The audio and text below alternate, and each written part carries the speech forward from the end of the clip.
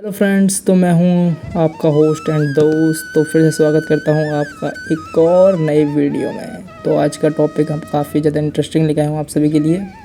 तो जैसा कि आप जानते हो कि अब 30 अगस्त रक्षाबंधन है, तो उसी से रिलेटेड आज का टॉपिक होने वाला है कि रक्षाबंधन की शुरुआत कब हुई और कहाँ से हुई, क्या इसका इतिहास है, वह रक्षाबंधन का क्या महत्व है, वह भद्राकाल क्या होती है, और साथ में ये बताऊंगा कि रक्षा सूत्र क्या होता है, जो बहन अपने भाइयों के हाथों पर राखी बांधती है वो क्या होती है। तो बिना टाइम वेस्ट किए करते हैं वीडियो को स्टार्ट।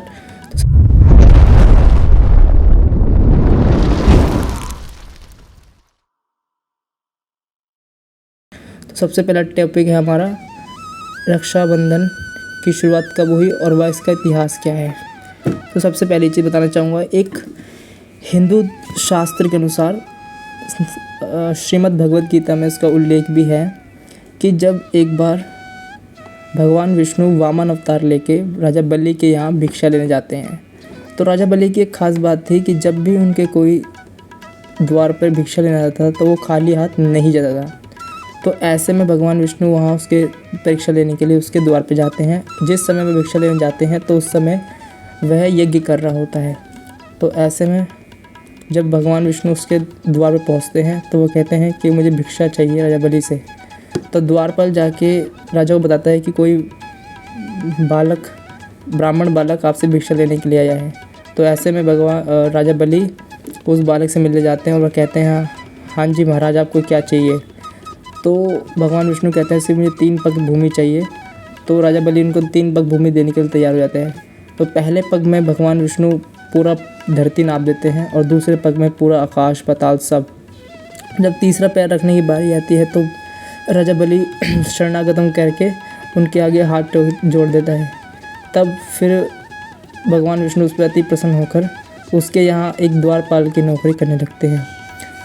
अब ऐसे में क्या होता है, अब यहाँ देखना इंटरेस्टिंग चीज़ क्या होगी, जब रक्षाबंधन की शुरुआत कैसे हो रही है अब यहाँ से पता लगेगा आपको। तो जब भगवान विष्णु वहाँ उसके यहाँ एक द्वारपाल की नौकरी करने लगते हैं तो वैकुंठ खाली रहता है और स्वर्ग में कोई होता नहीं है। ऐसे में माता लक्ष्मी राजा बलि के यहाँ बहन के रूप में जाती है। वह उनको एक रक्षा सूत्र बांधती है, मतलब हाथों में राखी बांधती है। जब वह उनके हाथों में राखी बांधती है तो उसके बाद बलि कहते हैं कि हाँ माता, आपको क्या चाहिए, मैं आपकी क्या सेवा कर सकता हूँ, मतलब बहन मैं आपकी क्या सेवा कर सकता हूँ। माता मैंने गलत बोल दिया। तो ऐसे में माता लक्ष्मी उनको कहती हैं कि जो द्वारपाल आपके द्वार पे खड़ा है ये मुझे दे दो। तब बलि पहचान जाता है कि ये माता लक्ष्मी है और मैंने जिनको ले रखा है वो भगवान विष्णु है। तब वहाँ से मान्यता है कि तब से ही राखी की शुरुआत मानी जाती है। और कई कहानियाँ और कई कथाएँ इससे रिलेटेड है, लेकिन जहाँ तक और शास्त्रों के अनुसार भी ये कहानी काफ़ी प्रसिद्ध है रक्षा सूत्र की। तो रक्षा सूत्र होता क्या है, तो राखी के त्यौहार में आपने देखा होगा कि भाई बहनें अपने भाइयों के हाथों में राखी बांधती है। वो राखी नहीं, एक रक्षा सूत्र होता है जो अपने भाइयों के लिए शुभ कामनाओं के साथ बांधा जाता है। उससे बांधने से क्या होता है कि भाइयों के पास कोई भी बुरी चीज़ें या फिर जो भी मान्यता के साथ बांधा जाता है वो नहीं आती है। ऐसे ही ब्राह्मण किसी भी जब भी कोई कार्यक्रम करते हैं शुभ, तो उसमें सभी के हाथों में एक रक्षा सूत्र बांधता है।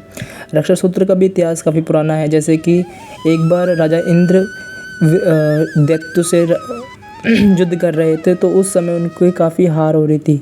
तो ऐसे में उनकी बहन इंद्राणी ने उनके हाथ पे एक रक्षा सूत्र बांधा, मतलब एक राखी बांधी, और उसमें ही संकल्प किया कि मेरा भाई इन दैत्य से विजयी हो जाए।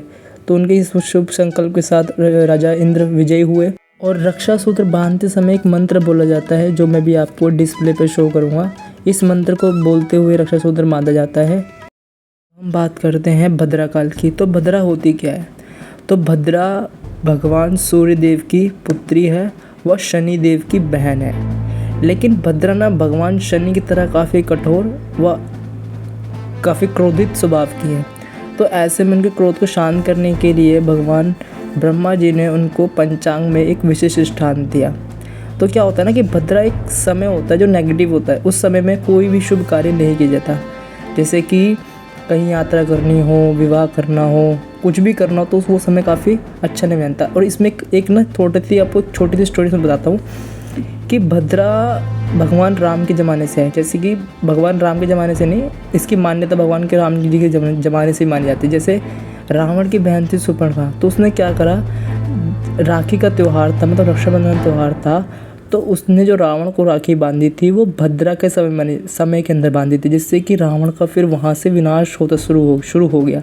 इसी मारे कभी भी भद्रा के अंदर कोई भी बहन किसी भाई को राखी नहीं बांधती की जाती, क्योंकि भद्रा एक काफ़ी बुरा समय माना जाता है। इसी मारे भद्रा के समय में राखी नहीं मानी जाती है। तो इस मारे इस बार जो राखी पड़ रही है वो 30 अगस्त की है, लेकिन भद्रा उस दिन पूरे दिन के लिए है, इसीलिए 31 अगस्त को राखी मनाई जाएगी। तो आज का टॉपिक हमारा रक्षाबंधन पे था, जो मैंने आपको पूरा बताया, इसका इतिहास, भद्रकाल और रक्षा सूत्र के बारे में। वीडियो पसंद आई हो तो चैनल को लाइक कर देना एंड बेल आइकन को प्रेस कर देना, प्लस लाइक शेयर कमेंट्स करना मत भूलना। और हाँ जी, एक चीज़ विशेष ध्यान रखना, 30 तारीख को ना मना के रखे, 31 तारीख को मनाया जाए। फिर मिलेंगे आपसे जल्दी मुलाकात होगी किसी नई वीडियो में नए टॉपिक के साथ। तब तक के लिए आराम करें, सुरक्षित रहें और सावधान रहें।